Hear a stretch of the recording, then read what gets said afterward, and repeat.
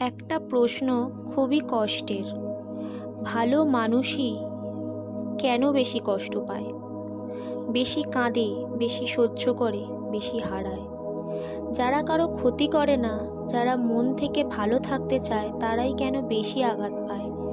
শোনো, কারণ ভালো মানুষ কষ্ট এড়িয়ে যায় না, ভালো মানুষ কষ্ট সহ্য করে। খারাপ মানুষ কষ্ট দিয়ে এগিয়ে যায়, আর ভালো মানুষ কষ্ট নিয়ে এগিয়ে যায়। আর ঈশ্বর জানেন যে ভালো মানুষ কষ্ট সহ্য করতে পারে, সে মানুষ দায়িত্ব বহন করতে পারে। বাইবেল বলে, নম্রদেরই ঈশ্বর গড়ে তোলেন।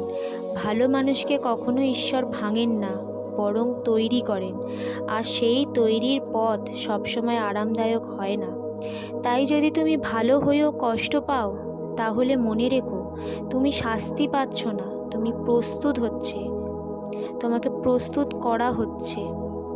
যীশু খ্রিস্টের নামে বলছি, ভালো মানুষের গল্প দেরিতে বদলায়, কিন্তু বদলালে খুব শক্তভাবে বদলায়। আমিন। জয় যিশু সবাইকে। ভালো লাগলে লাইক, কমেন্ট, সাবস্ক্রাইব করে পাশে থেকো।